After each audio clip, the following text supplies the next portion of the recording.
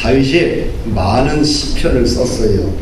근데 시편 중에 비탄시라는 게 있어요. 그 비탄시는 뭐냐? 슬픔을 담고 있는 시입니다.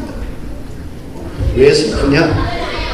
이 땅에서 악인들이 번성하고 의인들이 고통당하는 거예요. 이것이 이해가 안 되지요. 그러니까 슬프지요. 의인이 잘 되고 악인이 안 돼야 되는데 이 땅에 보니까 악인이 잘 되고 의인이 고통을 당해요. 그래서 다윗이 쓴 중에 비탄시가 참 많습니다. 근데 그 많은 비탄시 중에서 오늘 우리가 읽었던 시편 37편은 비탄에 대한 결과를, 그 해답을 주는 시입니다. 이 시는 젊었을 때 쓴 시가 아니라요, 인생의 노년기에 다윗이 썼어요. 인생의 어려운 과정을 다 겪은 다윗이죠. 부귀영화도 누렸고요, 고난의 과정도 보냈고요, 또 자녀들로 인해서 엄청난 고통의 세월도 보냈고요, 인생의 쓴물과 단물을 다 경험한 것이 다윗입니다. 그런데 다윗이 노년에 보니까 젊은이들이 회의에 빠져요. 왜 회의에 빠졌냐? 이 악인이 번성하는 거예요. 의인은 고통당하고. 이것이 이해가 안 되는 거예요. 그러면서 하나님을 믿어야 될지 말아야 될지, 여호와를 의지해야 될지 말아야 될지 젊은이들이 회의에 빠지는 거예요. 그래서 다윗이 인생의 노년의 마지막으로 자신의 인생의 과정을 뒤돌아보고 신앙과 경험을 통해서 그 해답을 제시해 주는 것이지요.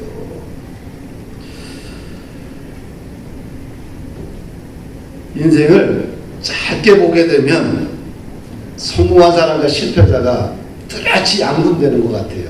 성공한 사람은 성공해서 계속 그 성공을 누릴 것 같고, 실패자는 계속해서 그 실패를 가지고 살 것 같아요. 현재 흑수저 인생들은 영원히 흑수저 인생 같고요. 그런데 지금 짧게 보면 그런데 길게 보면 그렇지도 않아요. 한국 뉴욕 주립대 미래연구원이 이제 최윤식 박사가 최고 경영자 조찬 모임에서 최근에 무역업계 CEO들 280명을 모여놓고 나서 거기서 2030 대담한 도전이라는 강연을 했어요. 근데 이분이 전망하기를 한국은 2016년부터 올해죠, 2018년 사이에 큰 위기가 직면할 가능성이 있다라고 이야기를 해요. 그리고 국내 30대 기업 중에 15년 안에 50%가량이 없어지지 않겠는가, 그렇게 예측을 했어요. 근데 이 앞으로 전쟁이 일어나는데 어떤 전쟁이냐? 경제전쟁, 신산업 특허 전쟁, 경제 파괴 전쟁, 공간 전쟁, 미래 이슈 전쟁 등 이런 5가지 전쟁을 통해서 이 땅은 위기 속과 또 위기 속에서 기회가 찾아온다고 합니다. 그러면서 앞으로 20년간 인류의 생존을 위협하는 도전과 응전 속에서 3번의 기회가 찾아온대요. 그래서 뼈를 깎는 구조조정과 또 위기 속에서 견딜 수 있는 체력을 확보해야 되고요, 또 신산업 성장 동력에 투자를 하고 개발을 하고 다가올 미래에 위기를 극복할 수 있는 힘과 에너지를 갖춰야 된다. 그래서 분이 그렇게 이야기를 했어요. 사랑하는 여러분들, 우리 신앙생활도 그렇지 않나라는 생각을 해봅니다. 신앙생활에 너무 많은 불순물이 좀 끼어져 있어요. 그러면서 이런 생각을 해요. 야, 이렇게 신앙생활 하다가 내 인생 위기가 찾아오는 게 아닌가. 너무 고무줄처럼 확 늘어나 있어. 고무줄은 어떻게 돼요? 늘어나도 딱 돌아와야 되는데 너무 늘어나고 이게 다시 돌아오질 않아요. 신앙생활이 뭔가 이게 좀 문제가 있다는 것을 스스로도 또 한국교회를 바라보면서도 느끼고 있어요. 이렇게 그냥 하루하루 늘어진 고무줄처럼 우리 신앙생활을 이렇게 그냥 무덤덤하게 이렇게 하다 보면 위기 앞에서 우리가 견딜 수 있겠느냐. 영적 위기뿐만 아니라 인생의 다양한 위기 앞에서 견딜 수 없지요. 신앙에도 구조조정이 필요해요. 뼈를 깎는 구조조정이 있어야 돼요. 그래야지만 다양한 삶의 위기 앞에서 그 위기를 견뎌내고 그 위기가 오히려 내 인생의 새로운 영적인 기회를 잡을 수 있지 않겠느냐. 오늘 37편을 통해서 우리는 다시 한번 하나님의 세계를 다시 한번 바라보고 신앙의 결단을 할 수 있는 그런 믿음의 시간이 되기를 원합니다. 그래서 1절과 8절은 신앙인들은 어떻게 살아야 되느냐. 의인들은 아무리 세상이 병들고 세상이 엉망진창이 돼도 의인은 이렇게 살아야 되고 9절부터 40절까지는 의인과 악인의 결과는 어떻게 끝나느냐. 결과에 대해서 분명하게 다윗은 우리들에게 지혜를 제공해 주고 있어요. 나나 여러분들은 예수님을 믿는데 어떻게 살아야 되느냐. 첫째 따라서 불평하지 말라. 1절 2절 말씀을 보면 악을 행하는 자들 때문에 불평하지 말며 불의를 행하는 자들을 시기하지 말지어다. 그들은 풀과 같이 속히 배임을 당할 것이며 푸른 채소같이 쇠잔할 것이미로다. 이 악한 사람들 때문에 어떻게 돼요? 불평하지 말라고 그래요. 그들을 시기하지도 말라고 그래요. 왜냐하면 이들의 인생이 길지 않기 때문에 그래요. 풀과 채소와 같아요.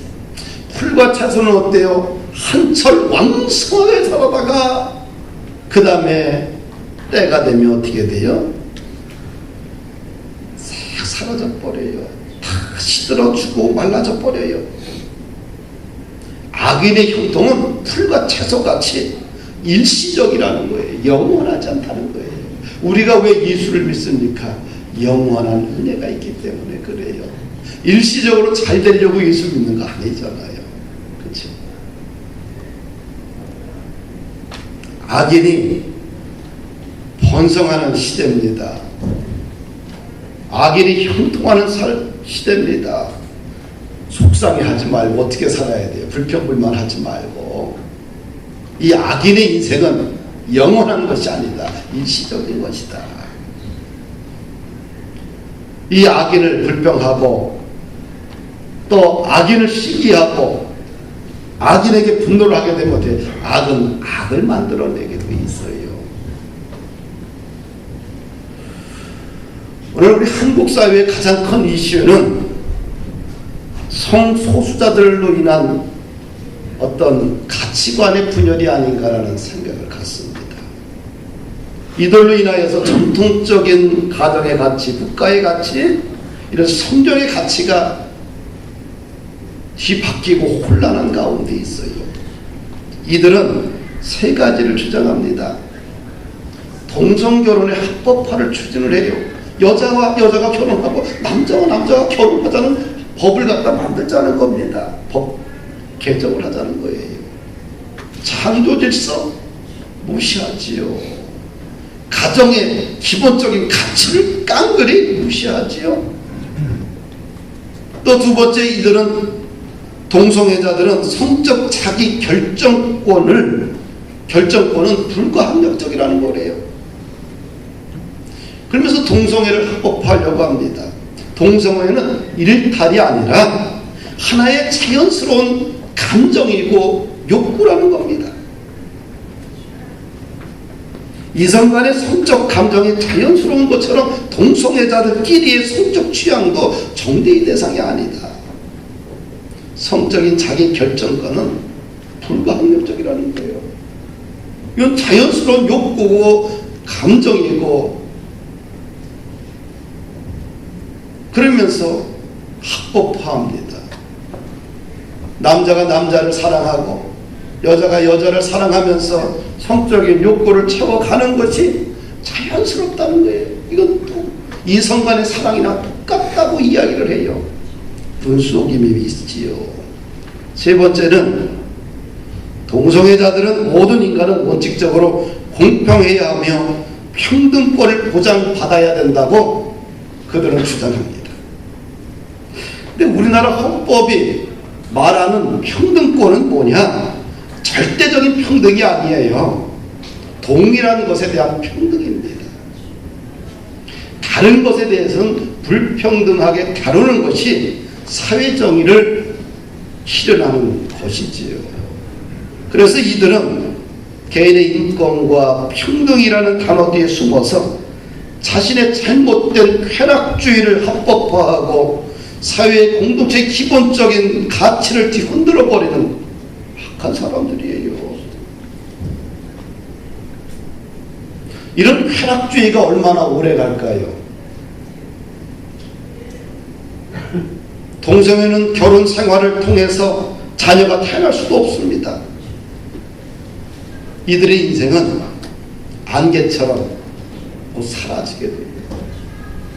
소돔과 고모라가 멸망한 원인이 어디 있겠어요? 쾌락주의입니다. 동성 간의 성적 쾌락을 맛보다가 결국은 그 땅이 병들어서 주의 진노를 받았지요. 로마가 왜 멸망했습니까? 멸망한 원인은 내적으로 멸망을 했잖아요. 결국은 쾌락주의입니다. 역사를 통해서 우리는 경험된 산지식을 가지고 있어요. 그럼 이 잘못된 성적 취향을 통해서 찾아오는 2차적인 질병, 얼마나 무시무지하고 끔찍합니까? 에이즈 환자의 절대 다수가 잘못된 성적인 관계를 통해서 전염되고 있습니다. 근데 이 에이즈 환자가 병이 걸리면은 본인 돈으로 치료받는 게 아니라 국가가 전액 다 무료로 치료해줘요. 잘못된 성적인 오염된 성적인 관계를 맺고서 누가 책임져요? 국가가. 국가 돈은 누가 내는 거예요? 국민이 낼 세금이에요. 2013년 기준으로 보게 되면 1년간 한 사람 치료비용이 한 1,300만 원, 지금 더 많이 올랐지요. 에이즈 환자가 2013년 경우에 8천만에서 1만 2천 명 정도 추정하고 있습니다. 지금은 더 많아졌어요. 연간 2013년 우리나라가 에이즈 환자를 위해서 의료보험을 대든 것이 1200과 1800 정도라고 하면 지금 엄청나게 지금 늘어나고 있어요. 미국의 경우를 보게 되면 대부분 에이즈 환자의 94%, 95%가 동성 간의 성적 접촉을 통해서 감염되었다고 합니다. 근데 이렇게 에이즈 환자가 확산되잖아요. 국가 경제에 큰 발목을 잡게 돼요. 서울시청 한복판에서 동성 간의 옷을 벗고서 난잡한 행위를 하고 있어요. 이것이 문화라는 축제라는 이름을 가지고 거기에 서울시장이 가서 축사를 하고 돈을 내주고, 이게 제대로 되는 나라입니까? 자기 자식이 거기서 그러고 있으면 가서 돈을 대겠어요? 정치가들이 인권이란 평등이라는 문제를 가지고 거기에 표 하나 얻으려고 나라를 갖다가 숫대밭으로 만들고 있죠. 우리나라 출산율이 전 세계 224개 국가 중에서 최하위는 220위입니다. 1.25명밖에 출산을 하지 못해요. OECD 국가 중에 보게 되면, 경제개발 국가 중에 보면 우리가 꼴찌입니다. 그렇게 애를 안 낳아요. 근데 동성애끼리 결혼해갖고 출산할 수 있겠어요? 국가의 미래에 발목을 잡지요. 무엇보다 하나님이 인류를 창조하시고 가정 제도를 만들어 주신 원리를 철저히 부정하고 있습니다. 근데 이 쾌락주의는 결국에는 자신도 불행하게 하고 국가도 가정도 쑥대밭을 만들게 돼요. 성경은 말합니다. 이들의 인생이 어떻게 되냐? 풀과 같이 채소같이 곧 시들어 버리는 인생이 된다는 거예요. 항상 젊은 시기만 있는 게 아니에요. 요 시기에 행복하게 살겠다, 자신의 뜻대로 살겠다, 자신의 권리를 주장하겠다고 하지만 항상 청소년기만 있어요. 중년기가 있고 노년기가 있고 시들어가는 것이 인생의 이치입니다. 잘못된 성적인 쾌락으로 인하여 2차적인 감염을 얻게 되면 그때부터 인생이 기쁘겠어요? 큰 절망과 후회의 삶이 연속되겠지요. 그러면 교회는 이들을 어떻게 바라봐야 되느냐? 이 사회를 좀먹고 가정을 갖다가 국가의 기본적 가치를 뒤흔드는 사람들을 어떻게 바라봐야 되느냐? 분노하고 정죄하고 불평하지 말라고 그래요. 어떻게? 교회는 그들을 위해서 눈물로 통곡하며 그들을 감싸 안을 수 있어야 됩니다. 교회가 그들을 멸시하고 천대하고 내치고 불평 불만만 제기하게 되면 이들은 점점 우리 사회의 독보수처럼 나중에는 큰 짐이 되어 우리 가운데로 다시 돌아오게 돼요.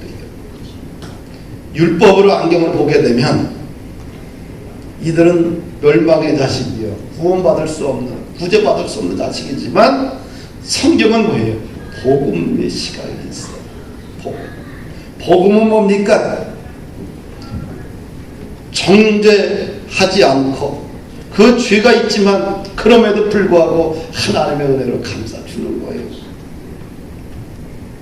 복음의 안경으로 바라보고 그들을 끊임없이 구원받아야 될 대상으로 느끼고 이 잘못된 성소수자들의 생각이 잘못됐음을 끊임없이 이성적으로 신앙적으로 끊임없이 홍보하면서 그들이 다시 정상적인 그런 관계로 돌아올 수 있는 교회는 끊임없이 문을 열어놓고 도와줘야 돼요.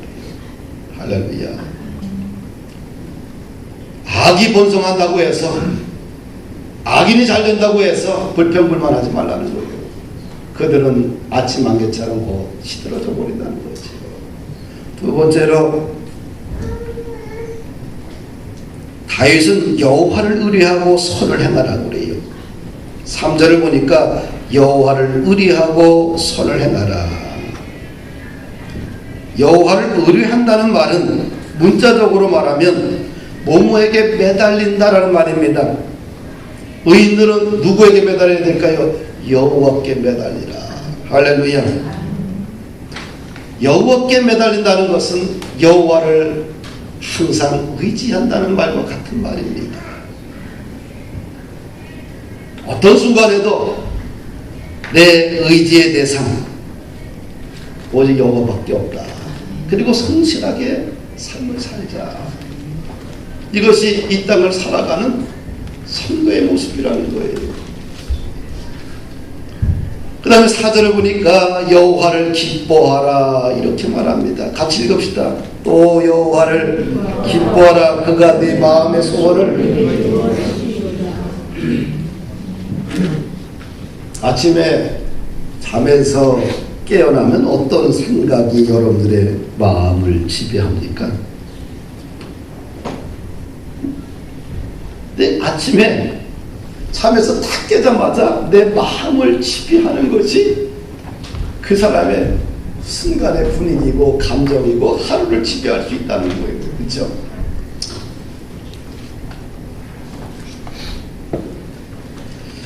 근데 우리가 아침에 잠에서 깨어나면서 하루를 시작하면서 다짐해야 될 것이 있어요.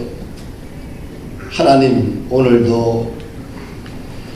오늘도 주님을 기뻐할 것입니다. 나의 왕이신, 나의 전부이신, 나의 주인이신 주님을 기뻐할 것입니다. 이렇게 이 하루를 시작하면 어떨까요? 다윗은 여호와를 기뻐하라 이렇게 우리에게 가르치고 있어요. 하루를 시작하면서 우리의 내면을 주님으로 채워야 됩니다. 그래야지만 기쁨의 에너지가 그 하루 동안 내 인생을 지배하고 내 삶의 일터를 지배하지 않겠나. 우리가 얼마나 많은 일을 했느냐가 중요한 게 아니라 내 영혼의 상태가 행복한가, 내 내면의 상태가 행복한가, 기쁜가, 이것이 더 중요하지 않겠나. 많은 일을 하고 피곤해 지쳐 살아가는 인생이 있고, 많은 일을 하더라도 기쁨과 감사와 은혜로 에너지를 가지고 마감하는 사람이 있어요. 그 차이가 뭘까요? 내 마음의 상태 속에 여호와를 기뻐하게 되면 영향력 있는 건강한 에너지를 주는 사람이 되지 않겠나. 이 땅을 살아가는 모든 사람들은 빵을 얻기 위해서 노력을 해요. 더 많은 빵을 얻기 위해서 열심히 일을 합니다. 근데 아무리 많은 빵을 얻었다 할지라도 내면이 궁핍하고 내면이 곰핍하면 행복하지가 않아요. 빵도 중요해요. 열심히 일을 해서 돈을 벌고 열심히 공부해서 지식을 얻고 열심히 연구해서 어떤 업적을 남기고 다 중요하지요. 그러나 먼저 내면을 채우는 작업이 필요하다. 내면의 말씀과 기도로 채워서 성령님의 은혜로 채워서 내 삶이 어떻게 돼요? 기쁨으로 가득 채우는 것이 더 중요하다. 이것이 먼저 아니겠는가. 내 마음속에 기쁨의 영으로 가득 채우게 되면 우리 빵을 얻는 그 과정 속에서 기쁨의 에너지가 흘러가서 영혼들을 살리고 자기도 살지 않겠느냐. 성경은 말합니다. 내 내면이 여호와를 기쁘게 하면 주님은 마음의 소원을 공급해 주신다는 거예요. 사랑하는 여러분들, 다 꿈이 있잖아요. 비전이 있잖아요. 어떻게 할까요? 그 공급받고 싶은데, 마음의 소원을 이루고 싶은데 어떻게 할까요? 먼저 여호와를 기뻐하자. 그래서 하루를 시작할 때 어떻게 돼요? 눈을 뜨면서 오늘 이 하루도 여호와를 위하여 기뻐하겠습니다. 나도 그렇고 여러분들도 그렇고 그렇게 한번 살아보십시다. 할렐루야. 그 다음에 5절 6절을 보니까 네 번째, 내 길을 여호와께 맡기라 이렇게 이야기하고 있어요. 내 길을 여호와께 맡기라. 그를 의지하면 그가 이루시고 내 의를 빛같이 나타내시며 네 공의를 종의 빛같이 하시리로다. 너의 길을 여호와께 맡기라. 길이란 무엇을 의미하느냐? 내 인생의 모든 것을 말하는 거죠.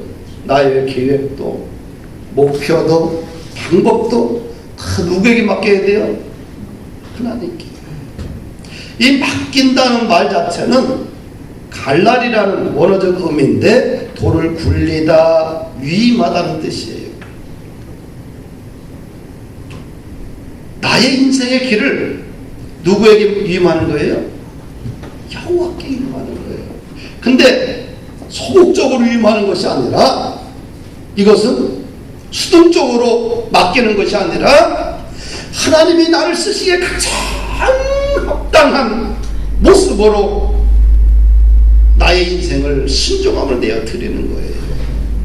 이것은 내 길을 여호와께 맡기는 거예요. 할렐루야. 나의 길을 맡길 때 수동적으로 억지로 끌려가는 인생처럼 맡기는 게 아니라 기쁨과 감사함으로 주여 내가 여기 있사오니 내를 사용하여서 주의 나라가 이루어지기를 원합니다. 기쁨과 감사함으로 탁 맡기게 임해버리는. 그런데 그럼 어떻게 될까요? 오병이어의 역사가 일어난 하나님, 내가 가지고 있는 건 도시락 하나밖에 없어요. 주님, 이것이 최선입니다. 이것이 전부답니다. 주여, 이것을 주님께 맡기겠습니다. 주여, 맡길 때 5,000명이 먹고 12강조리가 남는 기적의 주인공이요 은혜의 사람이 되지 않겠느냐. 할렐루야. 우리 인생이라는 게 아인슈타인도 자기 뇌에 5% 6%밖에 쓰지 않았대요. 거의 94%는 95%는 다 자신의 뇌가 가지고 있는 역량을 다 버리고 가는 거예요. 그래서 사용하지도 못하고 10% 쓴 사람이 없어. 맡기게 되면 이 무궁무진한 우리의 뇌세포를 하나님께서 살려주셔서 큰 위대한 일을 하지 않겠느냐. 할렐루야. 맡깁시다. 유임하십시다. 나의 인생의 모든 길을 누구에게? 여호와께 유임하십니다. 적극적으로, 기쁨으로, 감사함으로. 할렐루야. 그러면 여러분, 나와 여러분들이 가지고 있는 이 작은 재능이 꽃을 피우고 그것이 교회도 살리고 가정도 살리고 나라와 이웃을 살리지 않겠느냐. 그렇게 맡긴 인생들은 정오의 빛같이 하나님께서 우리를 세워주신다. 할렐루야. 7절 말씀 함께 읽습니다. 시작.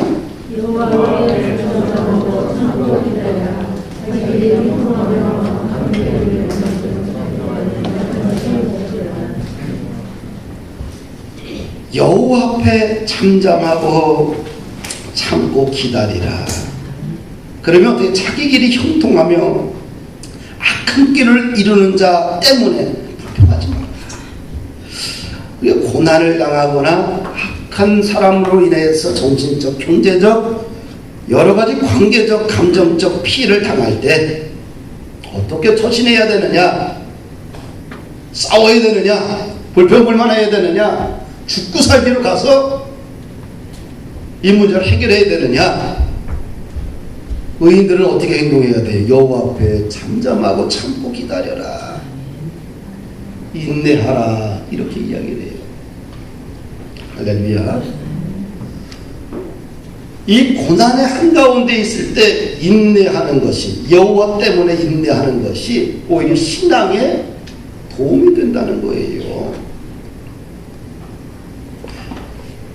인내하게 되면 시험을 극복할 수 있는 에너지를 얻게 돼요. 할렐루야. 근데 시험을 극복하면 영적으로 크게 성장합니다. 그런데 이 고난 앞에서 싸우고 불평하고 악을 악으로 갚잖아요. 그럼 시험에 실패하게 돼요. 그러면 인생에 남는 것이 없어요. 그래서 시험을 극복할 때 중요한 것은 뭐냐면 여호와를 바라보고 인내하는 거예요. 할렐루야. 인내. 만약에 시험을 당할 때 조급하거나 인간적인 방법을 자꾸 강구하다 보면 어떤 현상이 생기냐면 일단 자신의 내면이 황폐해져 버려요. 그리고 정신적으로 영적으로 그것을 이길 수 있는 힘이 없어져 버려요. 이스라엘 백성들이 이제 광야 40년을 보내고 나서 이제 여호수아를 앞세우고 요단강을 건넙니다. 근데 하나님이 적과 꿀효를 가나안 땅을 그들에게 그 땅을 주셨는데, 근데 요단강을 건너고 나니까 뭐가 있어요? 작은 조그만 성이 아니라 이스라엘 백성들이 감당하지 못한 가장 강력한 성이 딱 눈앞에 기다리고 있는 거예요. 그걸 뛰어넘어야 돼요. 그것이 여리고 성이에요. 여리고 성에는 철병거를, 당시 철병거를 가지고 있는 군대가 있고요. 성 자체가 웅장하고요. 감히 이스라엘 백성들, 무기도 없는 이스라엘 백성들이 거기를 뛰어넘을 수가 없어요. 그런데 하나님이 제시한 방법을 보게 되면 굉장히 원시적입니다. 전략이라고 할 수도 없어요. 하루에 한 바퀴 돌아라. 그리고 마지막 7일날은 7바퀴 돌고 함성을 질러라. 그런데 조건이 있다. 성을 돌 때에 아무 말도 하지 마라. 하나님이 제시한 전략인데요. 전쟁이라는 것은 왜 싸워서 이겨야 되는데 싸우라고 말하지 않아요. 돌리면서 어떻게 말없이 돌으라는 거예요. 우리의 이성으로 받아들이고 수용될 수 있을까요? 이게 합리적인 방식일까요? 과학적일까요? 전혀 과학적이지도 않고 우리의 이성에 이것이 용납되지도 않고요. 이런 전쟁이 어디 있어요? 근데 이스라엘 백성들은 하나님의 말씀을 듣고 지켰어요. 말하지 않고. 왜? 말하는 순간부터 이게 되냐? 이게 되냐? 이게 되겠냐? 그러면서 불평이 일어나기 시작하며 그러면 공동체가 완전히 깨어지고 분열돼 버리고 말잖아요. 근데 하나님 방법대로 했더니 어떻게 됐어요? 성이 무너진 거예요. 할렐루야. 오늘 신앙인들이 배워야 될 지혜가 아닌가. 오히려 가정이든 교회든 일터든 어려움을 당할 때 오히려 말을 좀 줄이고 불평을 줄이고 주님께 집중하며 기도하며 인내할 때 오히려 그 문제를 풀어갈 수 있는 열쇠가 되지 않겠는가. 그래서 이렇게 고난 가운데 있을 때 시험 중에 있을 때는 심부 훈련이 참 좋습니다. 할렐루야. 말을 좀 자제하고 하나님께 집중하고 오히려 그러다 보면 어떻게 될까요? 내면에 점점 상황을 이겨낼 수 있는 힘과 능력이 생겨요. 할렐루야. 이것이 성경적인 방법입니다. 삶이라는 것은 이렇게 고난이 있잖아요. 악인이 잘 되는 것 같아. 그렇지만 악 때문에, 악한 사람들 때문에 힘들어하지 말고 어떻게 돼요? 너는 의인이니까, 하나님의 사람이니까, 하나님의 사람은 이렇게 살아야 된다. 이것이 노년의 일생을 살아, 노년 다윗이 우리들에게 주는 지혜의 말씀이에요. 자기 자신은 이렇게 살았다는 거예요. 그래서 오늘날 승리했다는 거예요. 그러면서 후반절 9절에서 40절은 인생의 결말을 제공해주고 있어요.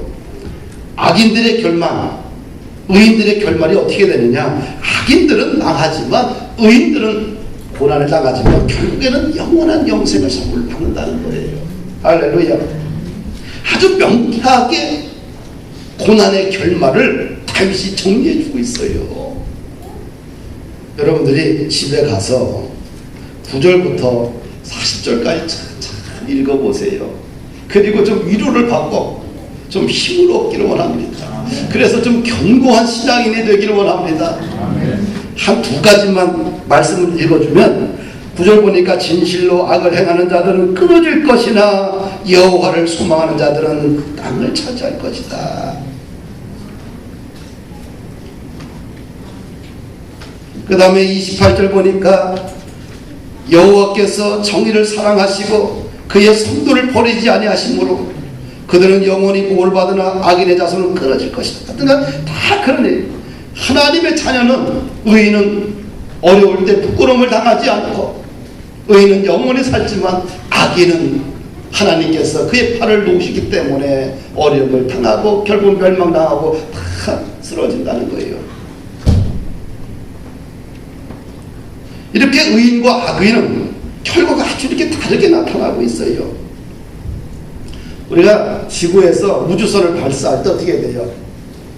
오차 범위를 최소한 줄여가지고 정확하게 쏘잖아요. 왜? 목표물에 도착하기 위해서. 근데 시작할 때 오차를 가지고 시작을 해봐요. 결국은 목표점에 가면 완전히 다른 곳에 가버리죠. 그렇죠? 의인과 악인은 별 차이가 없어요. 잔디와 풀을 이게 어렸을 때는 구분이 안 돼요. 근데 조금만 지나면 잔디는 그 상태에 있고요. 풀은 쭉쭉 자라가지고 이파리 모양도 달라요. 크기도 다르고. 그럼 아, 저 풀이고 이건 잔디구나. 이삭과 쭉정이도 처음에는 구별이 되지 않아요. 그러나 추수 때가 되면 아, 알곡을 알게 되죠. 쭉정이가 뭔지를 분명히 알게 돼요. 의인과 악인 신앙생활하면서 잘 몰라요. 그러나 인생의 위기를 경험할 때 또 인생에 성공했을 때 보면은 알게 돼 있어요. 그게 가라지인지 축정인지 알곡인지. 왜 이런 현상이 일어날까요? 의지하는 대상이 다르기 때문에 그래요. 마음에 품고 있는 대상이 다르기 때문에 그렇습니다. 의인은 고난 가운데서도 하나님을 의지하고요. 악인은 자신이 가지고 있는 것을 의지하고 세상을 의지합니다. 이 대상이 다르기 때문에 그래요. 세상적인 것은 영구적이지 않아요. 자기 것은 영구적이지도 않습니다. 완전한 것도 아니에요. 그래서 다윗이 노년에 제공해주는 이 말씀은 하나님을 의지하고 살라. 그러면 반드시 때가 되면 하나님께서 인생을 세우신다. 그런 지혜를 우리들에게 가르치고 있습니다. 우리의 영원하신 왕이신 우리 주님을 날마다 기뻐하며 살아가는 축복의 삶이 되기를 부탁을 드립니다.